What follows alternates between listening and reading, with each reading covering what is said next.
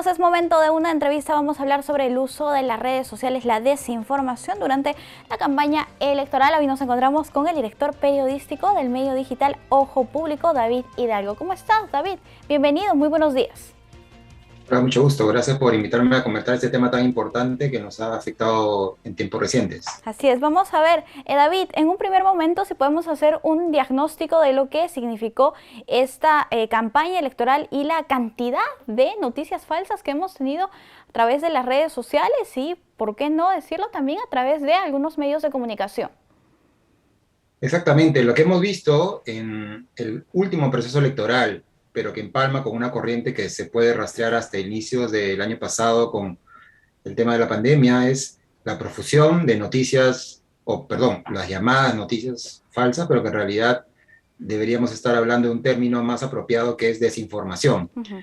¿Y a qué se refiere a esto? La difusión de versiones falsas, de versiones engañosas, que tienden, en algunos casos, puede ser por un descuido o en algunos casos también por una mala intención de quien las emite, generar confusión y generar incluso daño, ¿no? Cuando, por ejemplo, hablamos de temas relacionados a la pandemia, la desinformación que ha circulado ha generado desde el temor a la vacuna hasta mal uso de ciertos productos que terminan afectando a las personas. Y en el caso de la crisis política y la situación de elecciones, pues lo que ha generado es incluso algunos estados de alerta, de alarma, más crispación política, y eso creo que ha llegado a un nivel que no habíamos visto necesariamente en varios de los procesos electorales anteriores, ¿no? Es un fenómeno de este tiempo, particularmente a propósito, por supuesto, de la tecnología, de las redes sociales, que permiten la difusión más rápida de estos contenidos. Ujú. Así es, David.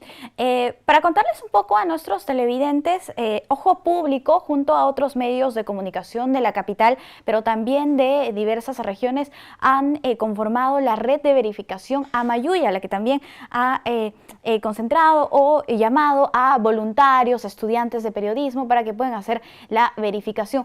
Coméntanos más al respecto sobre esta labor que ustedes han realizado durante todo el proceso electoral. Sí, fue, digamos, la primera experiencia de cobertura periodística de un proceso electoral con metodología de verificación. Y creo que es importante decir que la metodología de verificación es un proceso periodístico que Ujú. permite proporcionar información confiable que ha sido revisada minuciosamente con unos pasos muy estrictos de estándar internacional para determinar si alguna información o una versión que ha circulado en redes sociales es verdadera o es falsa o resulta engañosa, ¿no? Hay de todo tipo de casos que circularon, desde, recordaremos, la difusión de videos que hablaban de actas fraguadas o de Ujú. problemas o de información que no se consignaba en la web de la OMPE, por ejemplo, hasta otros videos que hablaban de incluso disturbios, que en realidad eran videos que procedían de otros países. Ese tipo de fenómenos se analizan, se revisan mediante esta metodología que practicamos medios que tenemos este trabajo de verificación. Ujú. Y la experiencia de Mayuya, pues, permitió que eh, 11 medios digitales de diferentes partes del país y hasta el momento 19 radios regionales permitan difundir esta información muy verificada para que la gente esté segura de lo que está escuchando, ¿no? E incluso hasta en 5 lenguas originarias para que incluso las poblaciones vulnerables de zonas amazónicas o la zona andina puedan recibir esos contenidos. Ha sido un Ujú. gran esfuerzo, la primera vez, como digo, que hay tantos Ujú. medios unidos para combatir la desinformación y creo que eso es lo más resaltante de esta experiencia. Así es, David. En base a esta experiencia que ustedes ya tienen con la red de verificación Amayuya, ¿podrías comentarnos cuáles son los temas más recurrentes en cuanto a desinformación, sobre todo en el contexto de esta campaña? ¿Cuáles han sido, digamos, las noticias falsas que se han repetido más veces o que han tenido mayor alcance?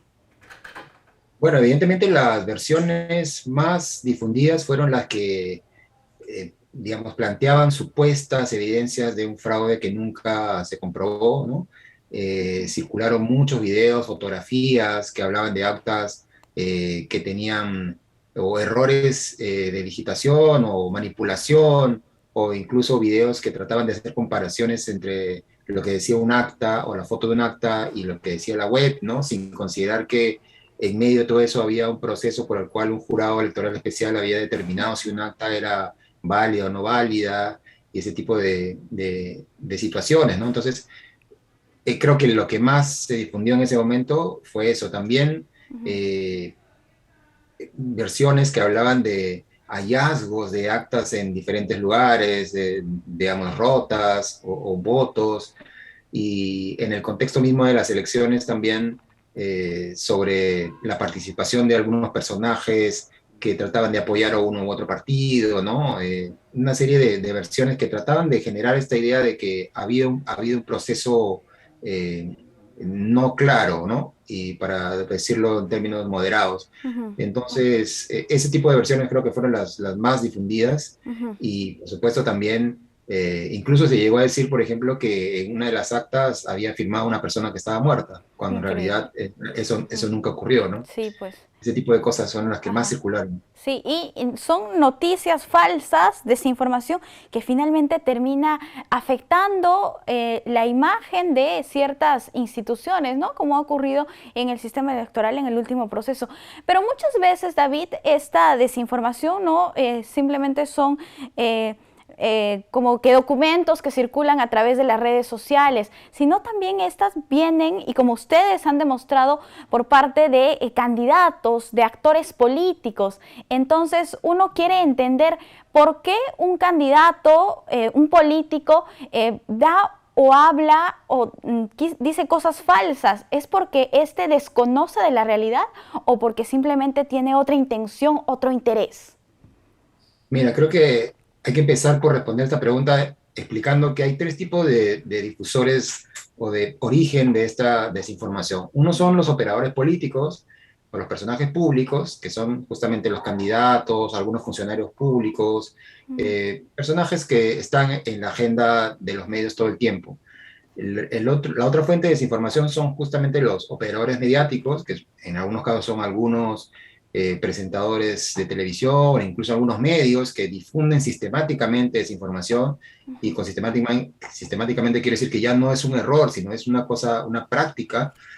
Y también los grupos de interés, que son desde los que abogan por alguna causa, incluso puede ser partidaria, hasta los que, digamos, son voluntarios en difundir algunos contenidos o partidarios de algún candidato. ¿Cómo por esto? Porque justamente la persona que difunde o el personaje, el candidato en este caso de elecciones, sabe que él va a tener un impacto, un movimiento, ese dato, esa versión falsa, e incluso en algunos casos sabiendo que van a ser desmentidos, emiten esa desinformación porque están confiados de que el grado de polarización es tal que la gente que lo sigue va a estar a favor y va a defender, como ha ocurrido, incluso las versiones más delirantes, ¿no? Entonces, eso es parte del fenómeno no solo de Perú, es un fenómeno global, que mucha gente sigue creyendo en las personas a pesar de que verificadores han demostrado que han dicho una cosa falsa. Ujú. Bien, ahora David, podemos contarles a los ciudadanos, a nuestros televidentes, cómo podemos hacer para detectar estas noticias falsas y qué podemos hacer para luchar contra la desinformación, porque si bien existen iniciativas muy interesantes como la de Amayuya, otros medios de comunicación, iniciativas también como la del Jurado Nacional de Elecciones, del Comité Técnico de Fact-Checking y la OMPE, que también ha hecho verificación en el proceso electoral, pero como ciudadanos nosotros, ¿qué debemos hacer para parar esta ola de desinformación? Bueno, es muy importante esta pregunta porque efectivamente requiere una preparación y un aprendizaje como ciudadanos mismos de ciertos pasos que uno debe dar responsablemente para evitar este tipo de situaciones, ¿no? Eh, Desde un tiempo a esta parte creo que lo que se está generando es una conciencia de que uno no puede compartir cualquier cosa porque simplemente resulte o graciosa o simpática o escandalosa, ¿no? Ujú. Sino que eso tiene una consecuencia. Cuando son temas políticos y en un contexto electoral puede ser una consecuencia de alterar el orden público, de generar más polarización en la vida nacional, y uno tiene que seguir ciertos pasos, como por ejemplo, solemos explicar que sea revisar el origen de la información, si ha sido publicada en algún sitio de noticias, si ese sitio de noticias es serio, o si procede de una fuente seria, e incluso algunas personas que son consideradas fuentes serias se equivocan o cometen errores de sesgo, y entonces hay que hacer una serie de pasos para identificar si esta versión tiene alguna solidez. Básicamente consultar un buscador por una persona cualquiera que puede estar viendo el programa y no tiene una especialidad, pero puedes entrar a un buscador de los que ya conocemos y tratar de identificar si esa noticia o esa versión tiene asidero, evitar compartir audios que no estén identificados, o imágenes que sean demasiado escandalosas y que pueden ser generadas para generar más impacto. Y, digamos, me permito decirte que todo esto vamos a poder explicarlos justamente en una actividad que vamos a hacer a partir de unos días, Claro. que se llama Chequeo a la Nación, donde vamos a tener invitados de diferentes áreas que nos van a permitir explicar este tema. Bien, bien. David, definitivamente los ciudadanos tenemos que ser más conscientes, más responsables y más cuidadosos de lo que compartimos a través de nuestras redes sociales. Ahora sí, cuéntanos más sobre esta iniciativa Chequeo a la Nación, cómo vamos a poder acceder a la misma, qué cosas nos vamos a enterar y quiénes van a participar de este. Mira, Chequeo a la Nación es un evento en línea por temas obvios de pandemia, que va a reunir personas de diferentes especialidades, incluyendo, por supuesto, a representantes del Jurado Nacional de Elecciones y la OMPE, que han sido instituciones centrales en el proceso electoral, no solo para llevar adelante el proceso, sino para combatir y establecer mecanismos de respuesta a las desinformaciones. Y, por supuesto, también vamos a tener desde historiadores, periodistas, académicos que han estudiado si realmente la verificación funciona. Hay una académica que va a explicar un estudio que se hizo en Argentina donde ha demostrado con metodología académica que sí tiene un efecto positivo, que la gente sepa que algo es mentira para no compartirlo.